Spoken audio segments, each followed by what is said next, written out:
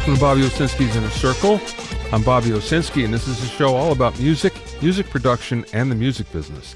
My guest today is the founder of the Audio Builders Workshop, Owen Curtin. First of all, I just found out something that's really interesting.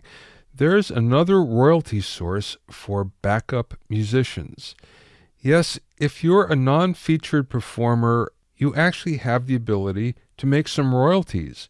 Now, this is aside from Sound Exchange. Sound Exchange actually takes 5% of the income from Pandora and from internet radio and from satellite radio and gives that to featured performers who had played on the songs. For instance, to a featured vocalist that might be singing on an EDM song, or for a featured soloist. So those royalties have come from Sound Exchange for a while. But there's been another royalty that's actually called the Intellectual Property Rights Distribution Fund.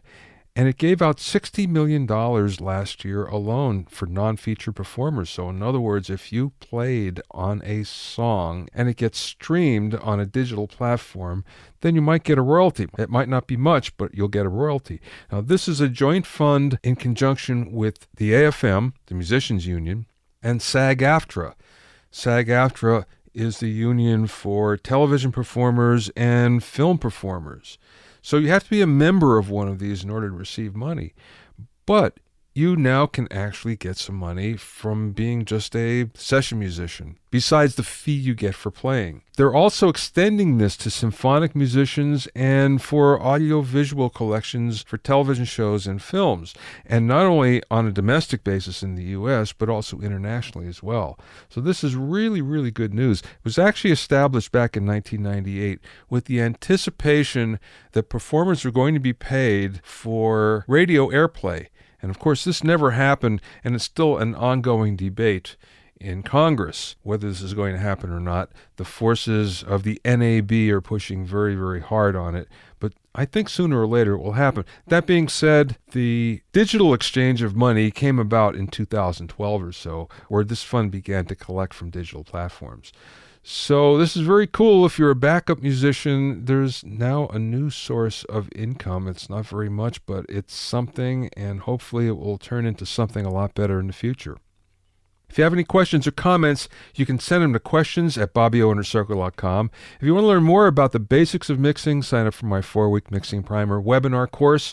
Go to mixingprimer.com to learn more. Also check out my new Hitmakers Club for access to all my courses, monthly workshops and Q&A webinars, core basic training, and much, much more. Go to hitmakersclub.com to find out all about it. Now, if you own a wireless system of any kind, you better go check it because there are big changes coming up. The wireless band is shrinking. The FCC has auctioned off parts of the UHF spectrum, and they're giving that to mobile for additional mobile bandwidth.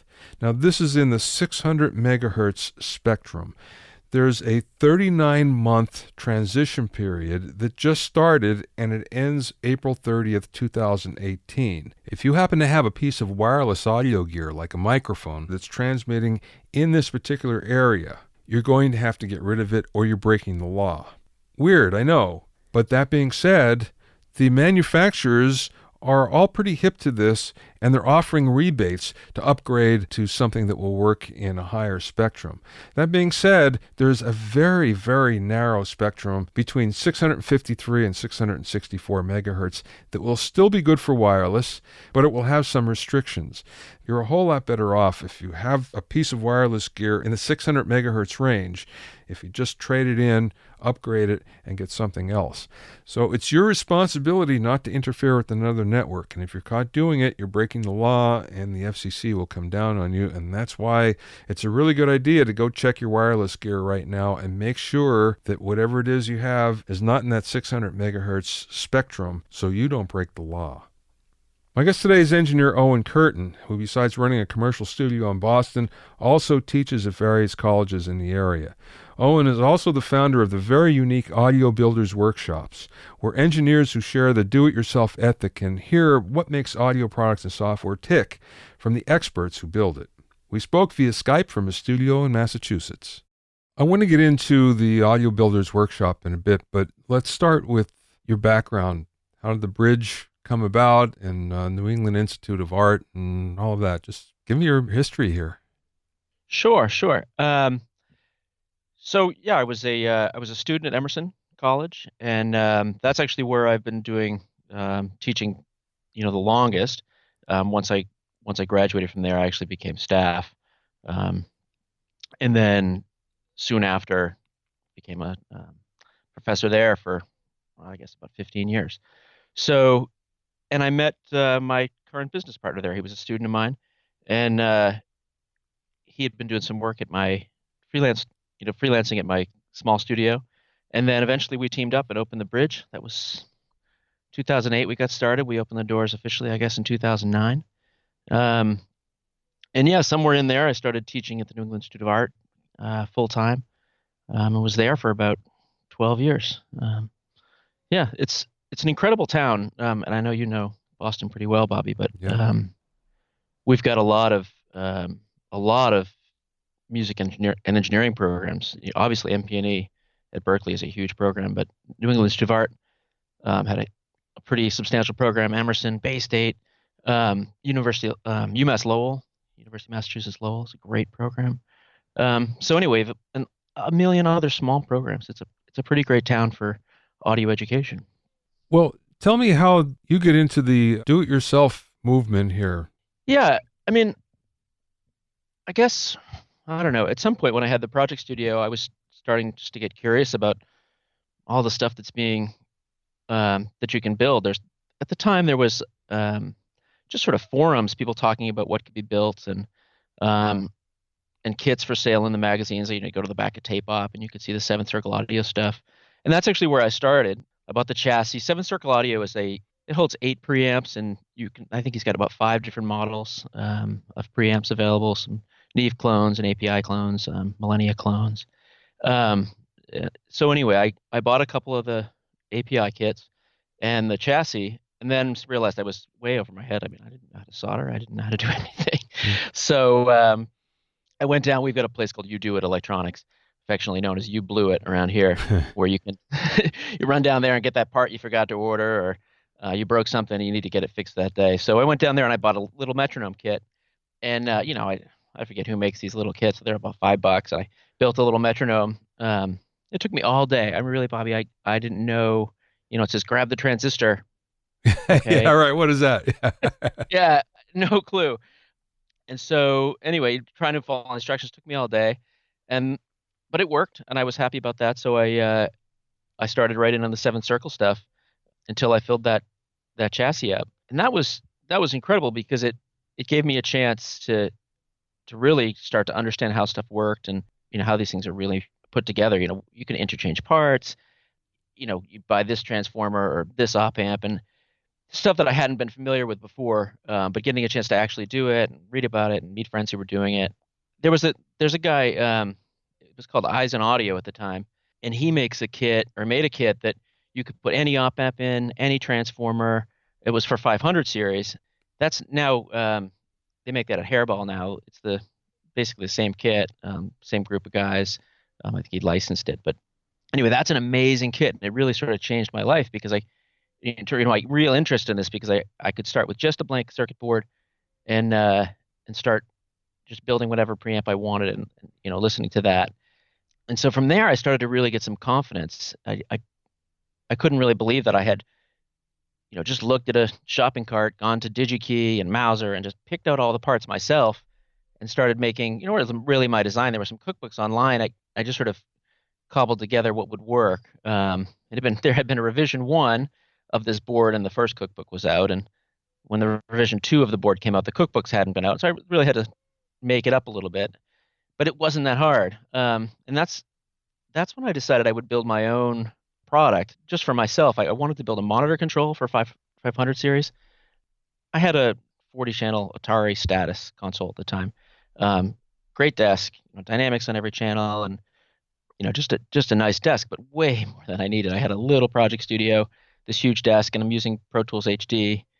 So anyway, I thought, well, if I just get a monitor controller, I'll be all set. I was like, why don't I build one? And so that's when I realized, oh, you can actually make a circuit board online But at the time, you sort of needed a PC to run the software, and I was running a old G4. I couldn't even get, um, Windows or Parallels or anything running. Yeah. It was, didn't have the money for a new machine.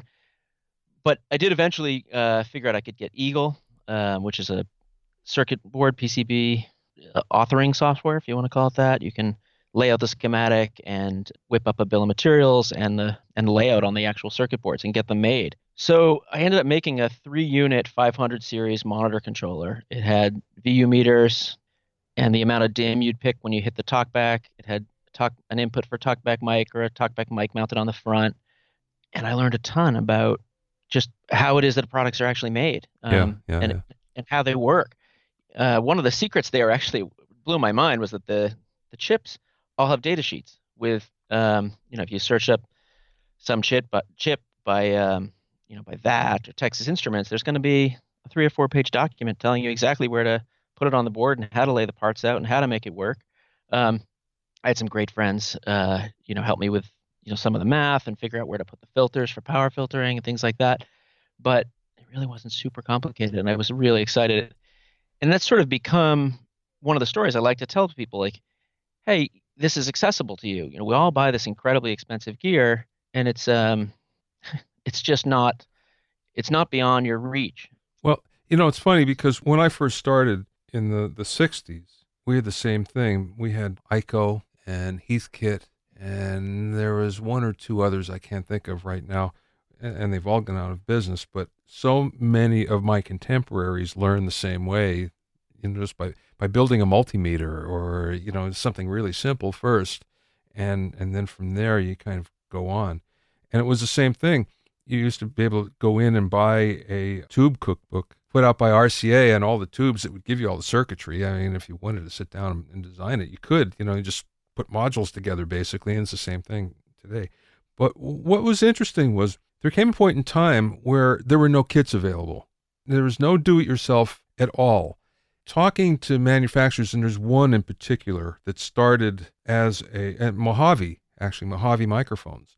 They started, first of all, doing kits. Right. Yeah. I mean, I remember the article in Tape Op, and it was mind blowing. And stopped because of the liability. There was a liability concern, and that drove a lot of companies out of the business. What seemed like was a great idea, just because somebody might zap themselves or even burn themselves with the soldering iron, that was too much for a lot of companies. And I'm wondering, and you know a lot of background on this, so how do companies get around that today? Well, I think one of the biggest changing points, that back in there was this empty period, and yeah, I mean, the Mojave mic came out, but I believe it was it came with, you could buy the power supply without building the power supply. Same with the Seventh Circle. You could build the power supply, but you could buy it. I think most of your risks are sort of in the power supply Yeah. area. The the 500 series, sort of the reemergence of the 500 series and people getting into that, I think really sort of opened the door to people feel, because that has a built-in power supply and you're just dealing with the low voltage stuff when you're building. I think another thing that sort of sparked my reinterest, inspired me to get back involved in this was, there's a guy named Peterson Goodwin who has a company called DIY Recording, Mm-hmm. recording equipment. And what he did is he took all that stuff from the forums and all these individual kits. Like, everybody's been building these G series compressors for as long as I can remember. And you buy the circuit board here and the chassis there and the power supply over here and the mod kits over there. And it was just sort of hard to figure it out. You had to really go through the forums and get to be friendly with people, and they explain it to you. But Peterson took all this information, all these kits, and put them on a wiki page at his website. And for me, that was just like, oh my gosh, everyone's in now. Like, the door's open. People are going to get involved now. And, and I think that's sort of where, I don't really know why more people are involved in the kit making, but, I guess SSL now has a PCB for 500 series that you can play with, but mostly it's small manufacturers, it's small guys, Cappy and all these other just smaller outfits. And I don't know how they're getting away with the liability concerns. But I think mostly it's the power supply. But it was actually in meeting Peterson and seeing that he took his information and made a wiki that really got this audio builders workshop started. I called Peterson and I said, "Hey, I want to meet you. Thank you for doing this. I think that people up here in Boston would like to meet you, and a lot of us are into sort of do-it-yourself thing. Why don't you come up and I don't know, I'll make sure that some people come and meet you. It turned out to be a packed house. We did it at the Bridge Sound and Stage, which is my recording studio, and we had, I don't know, I put up 40 or 60 chairs, and it was a full house. Everyone wanted to hear what he was saying. We got a whole bunch of other people there that day as well to talk. When was this? This is about a year and a half ago. Oh, okay. Builders Workshop started like that, just as a sort of on a whim. I said, hey, let's try this. And at the end of the workshop, everyone said, "Hey, that was fun. When are you doing it again?" And it was sort of a reasonable question. I've been teaching in the town forever. People sort of know that I like to hold events at the studio, but I honestly hadn't considered it. At the time, I knew that the New England Institute of Art was closing. This was my full-time job, and I thought, well, I've built a product. I know how to do that. At least I know how to prototype a product. I have no idea how to get something like that to market. And maybe in a couple of years, I'll want to do that. That's what I'll do when the school closes. So the first workshop was called From Prototype to Production. Neil Miller is a friend of mine. He was there. He worked on the Parker Fly guitar, that Yeah. graphite guitar. Yeah. Yeah, great guitar. He'd done the circuit board design for that. And Michael Blackmere came. Oh, He's sure. he's a son of David Blackmere, and worked at Electric Lady and Yeah. involved at Earthworks, and just tons of product development stuff. Great guy. I'm just trying to think about my friend Tony Norton, who There's a rich history in Boston of electronics manufacturers, especially audio manufacturers. So yeah.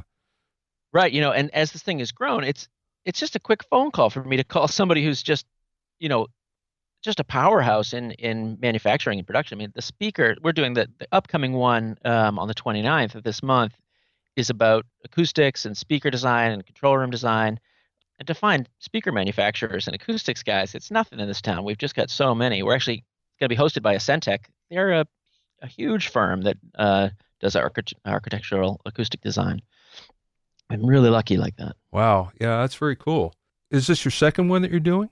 Oh no, we've let's see, we've got I pulled it up here so I could remember all the ones we've done. I guess it's been about every 3 months. Oh, that's fast. Wow. And do each of them have a different theme? Yeah, that's right. The first one was from prototype to product, and then we built some products. We built a DI and a distortion pedal. Hmm. But then we did one all about microphone preamps. We had Dave Thibodeau, he works at with Jeff Daking at the Daking, Yeah. and we had some guys from Coleman Rogers from Analog Craftsman, Analog Devices. Yeah. And we had these two guys, the Gaskell brothers, who were just incredible. They came down from McGill, and we just talked about how mic preamps work, and what's the difference between a discrete op amp and these chip-based designs. And actually, the Gaskell brothers make a kit that the circuit board is laid out sort of like a block diagram. So as you're putting it together, you really are learning how the parts interact. Hmm. It's for a class that they teach up at McGill, and so it's an educational tool. We built that two-channel preamp the next day. People just learned a ton from that. The one we did most recently was about digital signal processing, and Isotope. They're here in Cambridge, right up Yeah. the street from the studio. They hosted us. They have a beautiful space there. Bunch of guys come in and talk about how plugins are made. Sure, this isn't it's not a hands-on electronics building, but Audio Builders Workshop is just growing a little more larger than just that electronics beginning. People say, "What is it?" I don't know what it is. It's not like it's some big for-profit company. It's not about that at all. It's really about me saying, "Well, I've got some friends who have some information. Why don't I invite them by and make a day of it?" And whatever it is, I think the spirit of this group of friends that I have is just people who want to build something to do with recording and to do with music. So that's for this next one. I think most of us have small studios at home. And a lot of us have big studios, and we're just trying to decide, what do we hire out for? What is it we paid for in these control room designs? Can we understand it a little better? And then can we bring some of that home and improve the sound of our room or the sound of our speakers? So that's the one coming up. I just had Paul Wolf on the podcast. As a matter of fact, it's up now. And of course, he owned API for 20 some years, and then Tone Lux, and has just done stuff for Slate and for A Designs and on and on and on. And this is a really knowledgeable guy. He's a legend in audio design. And he went through some of the reasons why different consoles sound different It's and great. the real basics of all this. And and I thought he knew this stuff, but he explained it in a way I went, wow, that's cool. Okay, I didn't know that. So you might want to take a listen because it's very cool. He just lays this stuff out in a way that's very understandable, and there's some mystique, when it comes to the sound of certain devices, certain brands. And he kind of laid it bare, which is kind of cool. Right. Yeah, I was really blown away with these Gaskell brothers. They were talking about, how we went from the discrete op amps, like the 2520, to these chip-based things. And what was the difference? What were the limitations? Okay, everything's been miniaturized. A resistor is a resistor at some point. They're just cutting it into silicone rather than making me put it as a through-hole part or even a surface mount part. It's just part of this chip. They've got these teeny little parts in there. I said, well, what are the differences? Oh, okay, well, they can't fit the capacitor. They just can't miniaturize that. Well, where does it fit? How do you get that component near this chip so it works in the right way? How Yeah. do you integrate the different parts together? And so it was just amazing. They took the discrete op amps and the chip and actually showed us this is how you make the actual chip. It's very similar to the original op amp, but these are the limitations. This is as small as you can actually make something. Um, it was very informative. They had about the two of them did three talks in total that day, each an hour long. PowerPoint presentations.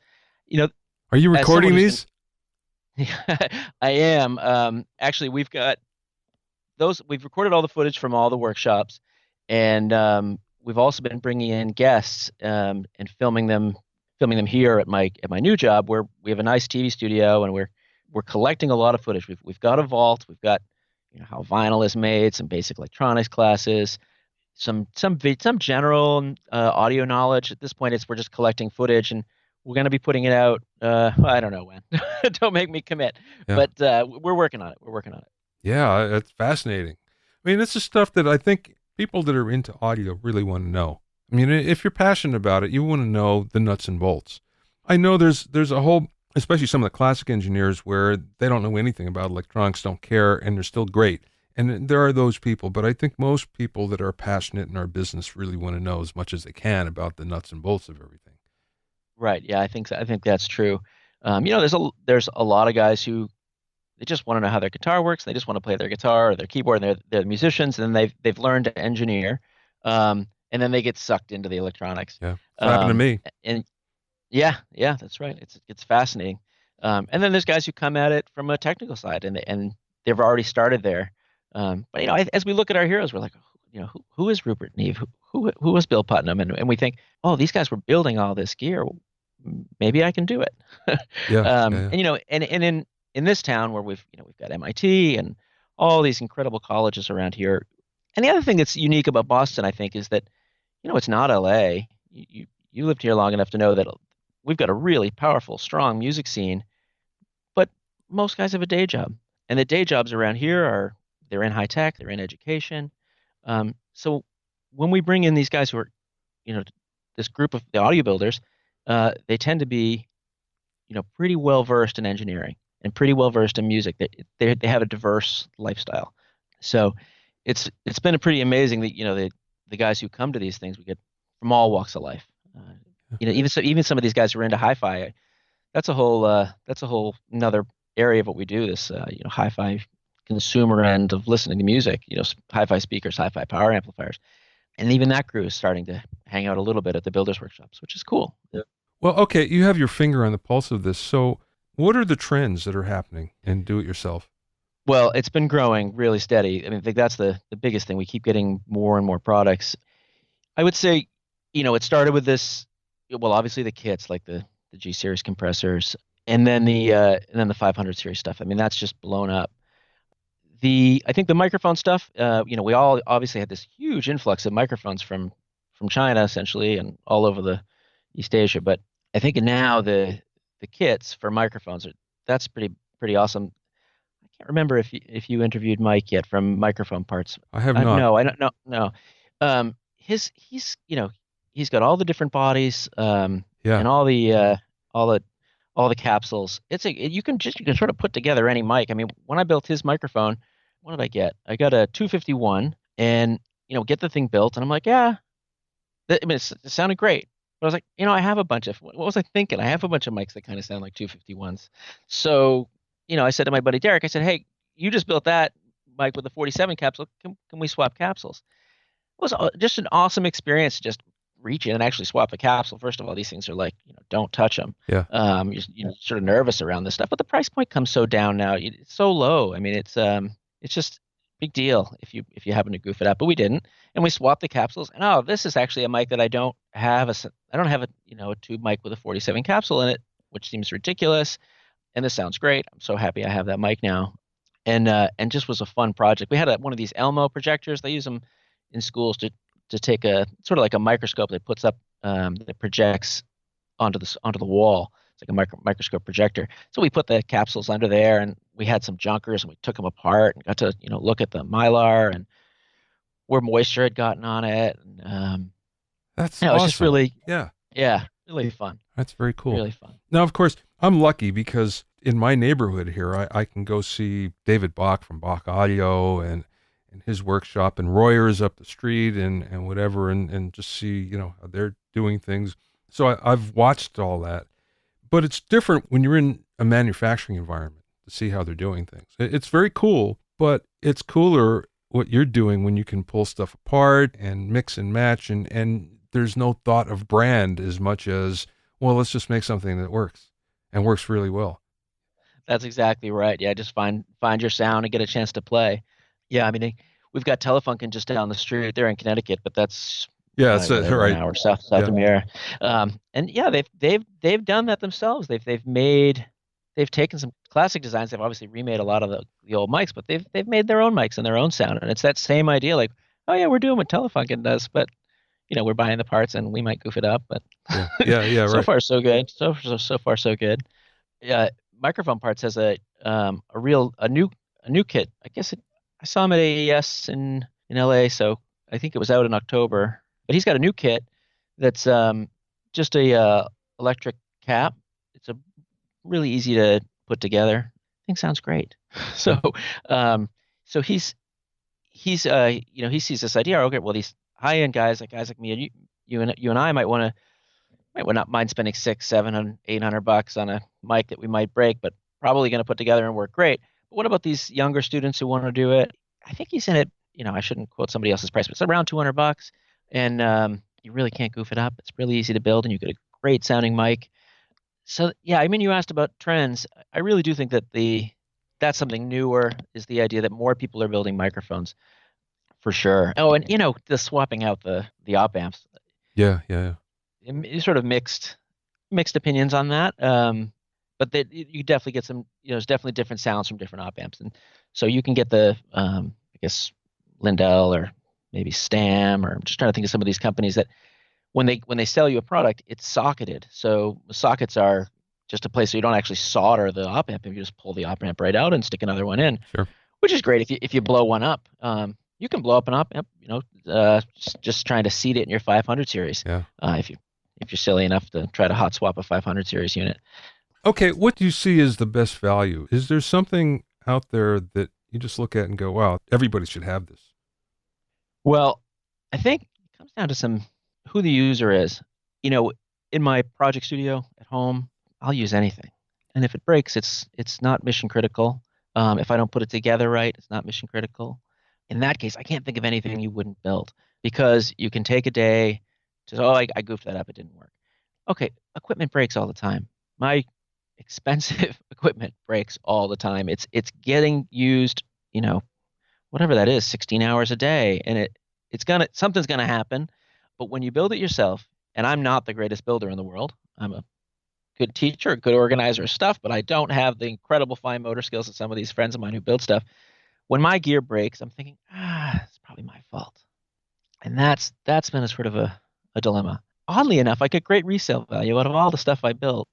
People are interested in it, Yeah, and I'm able to sell it. And most of the market out on eBay and Reverb and wherever else you're selling stuff. Here in Boston, we've got a great group. Most of the engineers are on a Facebook group together, and a private group for most of the studio owners, and it's really nice to be able to exchange gear that way. But yeah, the DIY stuff maintains its value.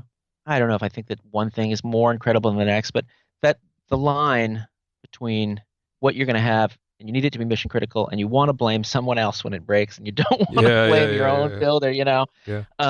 That's the sort of the key thing to it. But I mean, none of it is not as good. It's the clone. They're clones, but it's the same as the original. If you build the right clone, if you build a nice clone of something, you're going to save a lot of money, a tremendous amount of money. You know, I was mentioning Paul Wolf before. He's the father, the creator of the 500 series. Right. And I asked him, so how did that come about? And you might want to listen to that podcast because, it's a good story. He's a very incredible guy. Considering how the 500 series has taken off right now, everybody has something in 500 series. Every studio, every engineer, every project studio, mostly, there's some sort of 500 series. The price to value ratio is so high on it that hard to say no. Rack space, in 3U, three 19-inch units, I got 11, 8 or 11, depending on the chassis I'm using. That's 11 processors in what used to hold 3 or maybe 6 if you count stereo units. Like, yeah, that's a lot. Sometimes you might get an 8-channel pre, right? But you Yeah. can get an 11-channel chassis now for 500 series. So my studio, the professional studio, when you walk in, the idea isn't for the client to see any gear. We all know they don't care what we buy. Yeah, That's right. our problem. Right. That's our addiction. They see a piano, a keyboard controller, and all that gear is below waist level underneath the producer's desk and in our desk, and we can get so many channels in 500 series. I think we've got 211 space and 18 space chassis at the moment. That's a lot of 500 series. Wouldn't track without it. We ended up getting. I had that Otari in the space. Oh, it's been 3 years now. I mean, I know you're comfortable with a mouse and a keyboard, and Oh, yeah. yeah, that's sort of how we mix. And we looked at the putting a control surface in, but we sort of thought, what's how often do we need the control surface versus how often are we using the keyboard? How much, the music creation goes on in this room. That's what we do. We get a 2,000 square foot space. We track full bands, big bands, but we didn't really need the control surface or the console anymore. We had it all in outboard gear. Yeah. 500 series is what changed the game on that. That's why I wanted a monitor controller for it. And it's great. Okay, so when is the next Audio Builders Workshop? So it's on the 29th at Centec here in Cambridge.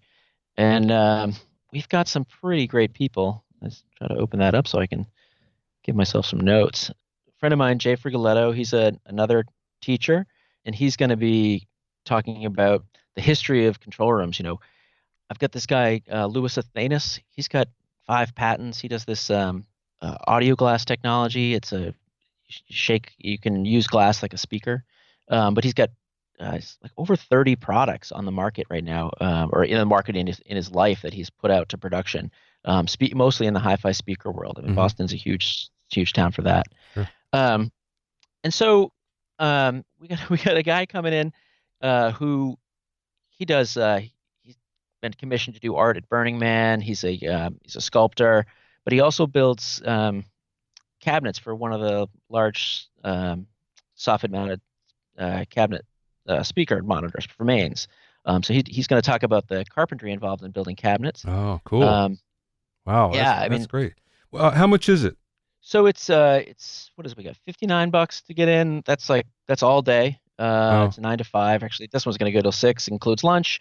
good Basically, price. what you're paying for there. Yeah, I mean, what you're paying for there is for me to take everyone out to dinner. Not all the guests, but all the hosts. And we've got 10 hosts, and I bring them all out to dinner afterwards, just as a way of saying thank you. And that's all it costs. I have a day job. I've got a recording studio. Those are what I do to pay the bills. But this builders workshop, it's just sort of what I'm doing because I want to learn more about this stuff. So that, yeah, I tell people if cost is an issue, and you just reach out to me. And if you can't find me, then you don't know how to use the internet. So just reach out and you Yeah. can get in.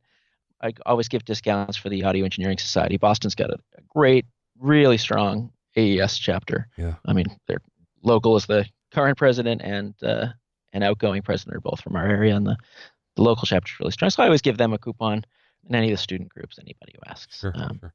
Okay. Last question, sort of off the subject. I ask everybody the same question. What's the best piece of business advice that either you learned along the way or maybe somebody imparted to you?